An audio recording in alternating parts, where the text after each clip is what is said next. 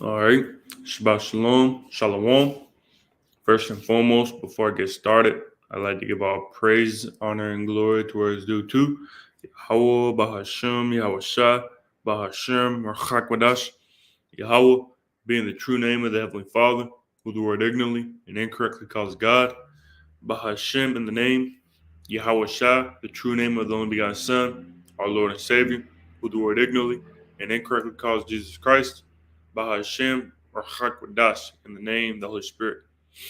I'd like to give double honors to the apostles and other bishops of Great Millstone, and peace, blessing, love, and salutations to the hopeful elect scattered abroad throughout the four corners of the earth. May the blessing of election fall upon you and your household. To you I say, Shabbat Shalom, Shalom.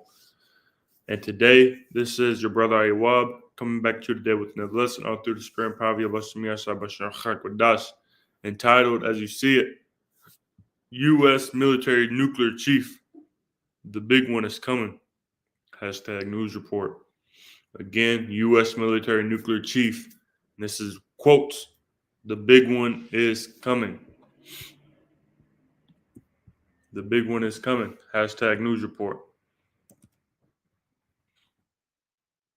I'm just putting quotes around that saying right there. Because just like he says, you got the nuclear military chief, the ones who is over the nuclear, strategic nuclear, whatever it may be, he's over it. And he's telling you that the big one is coming. And we're going to get right into it and get right into the article, as well as some precepts to back it up. So, oh man, I got to share my screen Slack here. So you had CNN go into it, and then you had the Jerusalem Post go into it as well. You know, I just wanted to bring up the CNN saying just the title of it. It says the U.S. military nuclear chief sounds alarm about pace of China's nuclear weapons program. Published November 4th, 2022. The year of Yabashim Yashad turning up. The year of the turn up.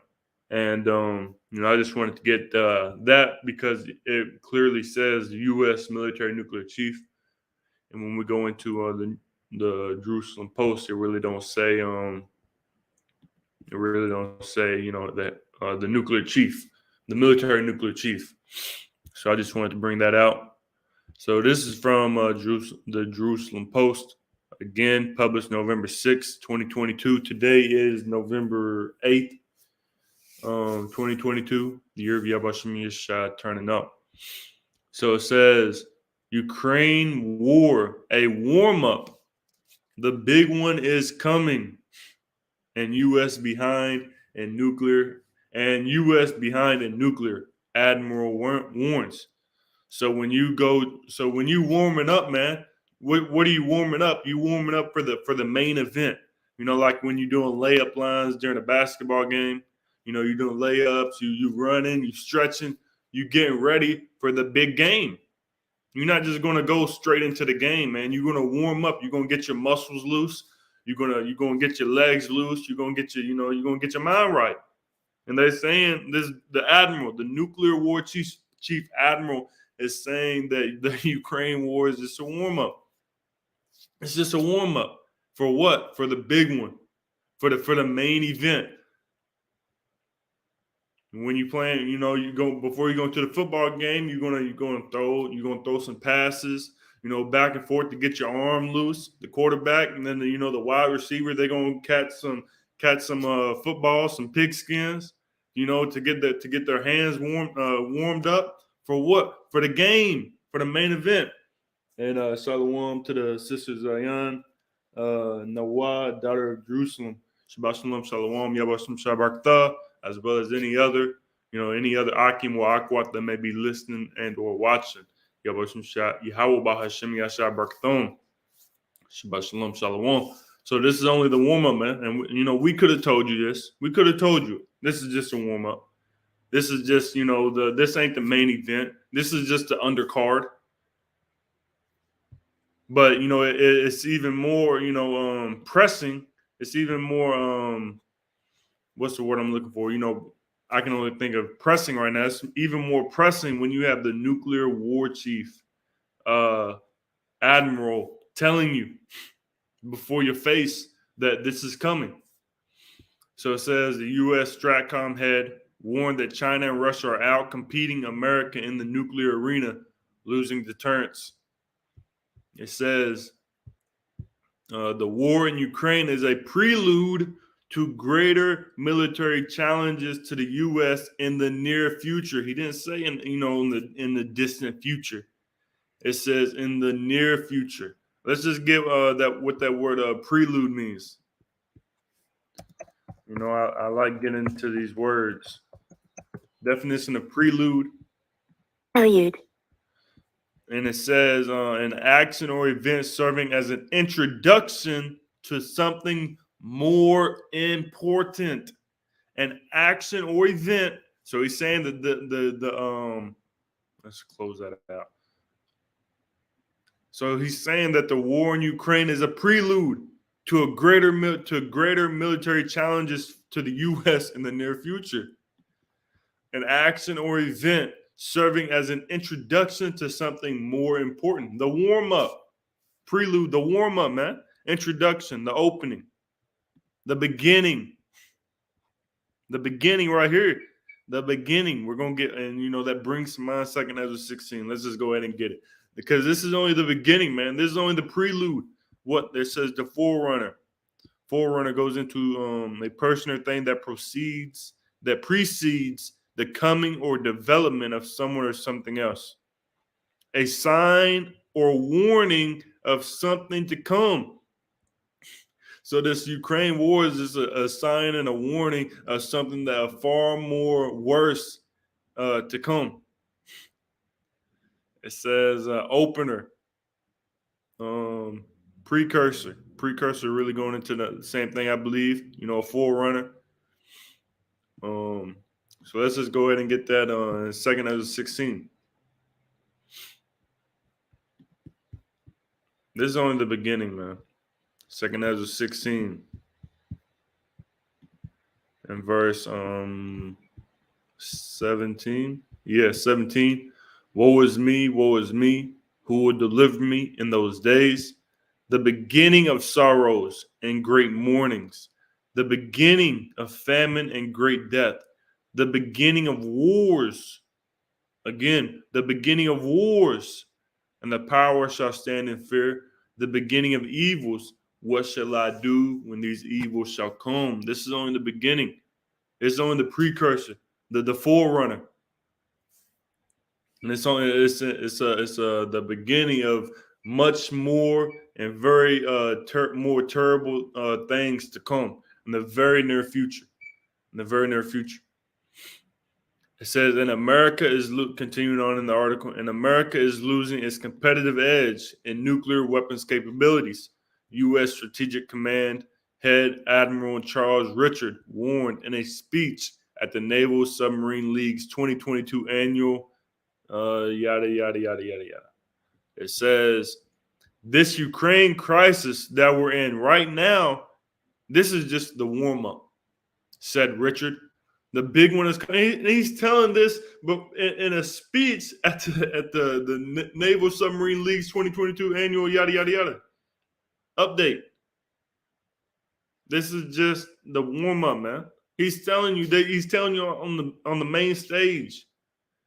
It says the big one is coming, and it isn't going to be it isn't going to be very long before we're going to get tested in ways that we haven't been tested in a long time. He didn't say it's in the distant future. We ain't got to worry about it right now. We're still a long ways away from being tested. He said, and it isn't going to be very long. It's in the near future before we're going to get tested in ways that we haven't been tested in a long time. It says, as I assess our level of deterrence against China, the ship is slowly sinking. It says, I believe that was about it. I believe there's something else that he said in the article. or he said, but let me see. I think that was about it. And yeah, he's again this Ukraine crisis that we're in right now. There's this warm up. The big one is coming. Let's see what some of these things say. Right here it says, no, that's about it. As I assess our level of deterrence against China, the ship is slowly sinking. He said it is sinking slowly, but it is sinking as fundamentally they are putting capability in the field faster than we are. So they're saying that, hey man, China is putting forth more nuclear weapons than we are. It's putting forth more nuclear weapons than we are, faster than we are. It says the Pentagon also presented a dire situation in the nuclear balance between the U.S. and Russia and China. And this is all leading. We all know what this is leading up to, man. The big one. And he's warning you and telling you that the big one is coming. This is Joel 3 and verse 11 or verse 9. Proclaim ye this among the Gentiles. Prepare war. Wake up the mighty men. Let all the men of war draw near. Let them come up. Be your plowshares and the swords and your pruning hooks and the spears. Let the weak say, I am strong. They're preparing, man, and he's telling you that the big one is coming. So what if he's telling you that the big one is coming? What does that mean? That means you got to prepare. You got to get ready, man. You got to get yourselves ready. It says, assemble yourselves and come, all you heathen, and gather yourselves together round about thither. Cause thy mighty ones to come down, O Lord Yahweh. Assemble yourselves, man, because we starting to get into the main event. We're finishing the warm up. Don't last forever, man, and the warm up ain't an hour, 2 hours long. The warm up, when you warming up for a game, man, they put 10 minutes on the clock. You get 10 minutes warm up, and then that's all you get. Ain't no more. Okay, let me get 5 more minutes stretch. I didn't get a warm up long enough. No, man, you don't get a 3-hour warm up. That's the game. The game is 3 hours long. The warm up is 10, 15, maybe 20 minutes. And that's all you get. Ain't no you warming up for 2 hours, man. And the people in the stand, they just watch you. Man, we don't want to watch the people in the stand, they don't want to watch you warm up for 2 hours, man. And this is so these are signs and rumors of wars, man, showing you that we are at the end. This is Matthew 24. Shabbat shalom, shalom, yavosim shabakta, Eris of Zion. So it says Matthew 24 and 3, and it reads, and as he sat upon the Mount of Olives, the disciples came unto him privately, saying, tell us, when shall these things be? And what shall be the sign of thy coming and of the end of the world? So Yahweh's disciples was asking them, what are going to be signs of thy coming? And what is it saying? 2 Ezra 9 and going around the 4th or 5th verse, going into and the end, the end being shown by signs. Let's just go ahead and get it. 2 Ezra 9. We're going to get straight to the point in verse 6. 2 Ezra 9 and 6. Even so, the times also of the highest have plain beginnings and wonders and powerful works, and endings and effects and signs. So when the end comes, there's going to be effects. There's going to be signs of the end. And that's what Yahweh's disciples was asking them. What are going to be the signs, the effects of the end of the world, of thy coming? Jumping down to verse 6. And ye shall hear of wars and rumors of wars. When the nuclear war chief admiral says the big one is coming, when he says that this is just a warm-up, the nuclear war is just a warm-up, and we're about to go into, it's not going to be very long before we are faced with very difficult times. That's rumors of wars. That's rumors, man. The big one is coming. That's a rumor of war, a rumor of world war. It says, see that ye be not troubled, for all these things must come to pass, but the end is not yet. So he's warning of the big one. He's warning of, being faced with nuclear hardships, being faced with, being tested in ways that we have never been tested before, in a very long time. But we also know before the nuclear missiles, the ICBMs, the hypersonics, before they get, detonated or before they get launched from the silos to America, we know that there are other prophecies that have to take place before, World War III goes all the way nuclear, so to speak, such as the how do I say it? The MOTB, the Beast Rice, the Revelation 13 badge, the C hip. We also know, the famine of the word has to take place. Jacob's trouble, the hour of temptation, which is linked with the C hip, which is linked with the Beast Rice, Isaiah 4:1, as well as other prophecies that before the World War III goes all the way nuclear, because we know once World War III goes all the way nuclear, man, that's it. That's a wrap. After that, we start looking for getting beamed up into the chariot, into the fathership, man. Yahweh would be part of the elect, part of that number. So yeah, that's about it. We want to get on that again. And ye shall hear of wars and rumors of wars. See that ye be not troubled, for all these things must come to pass, but the end is not yet. For nation shall rise against nation, and kingdom against kingdom, and there shall be famines and pestilences and earthquakes in diverse places. All these are the beginning of sorrows.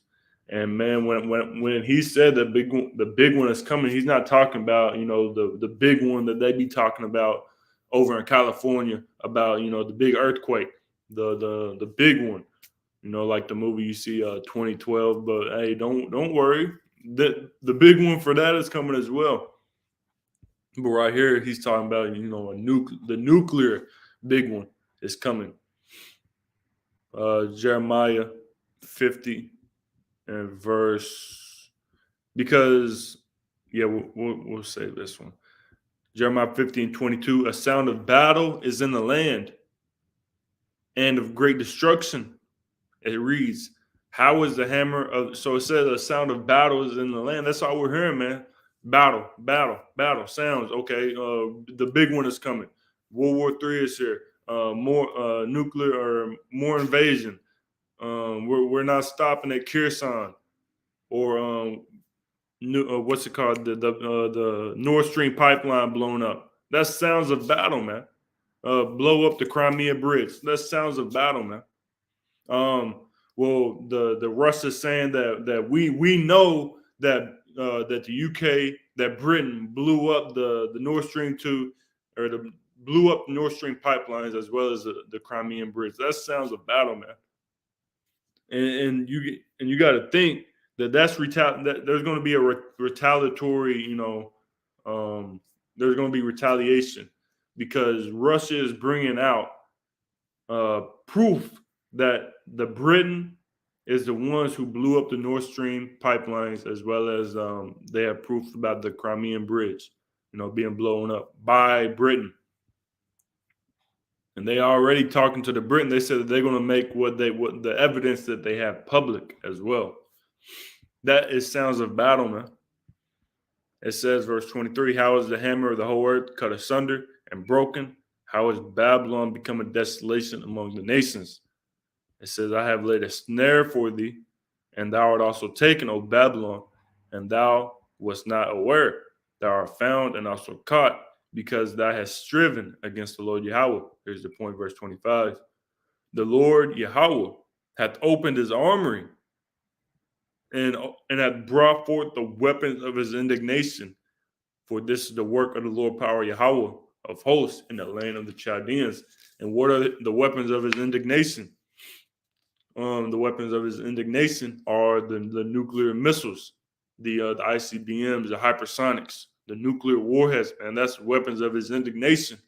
And who is he going to use his weapons of his indignation on? on the people of his indignation, on the people whom he have indignation forever. Get that in Malachi 1. We'll get straight to the point, verse 4. Whereas Edom saith, we are impoverished, but we will return and build the desolate places as they have.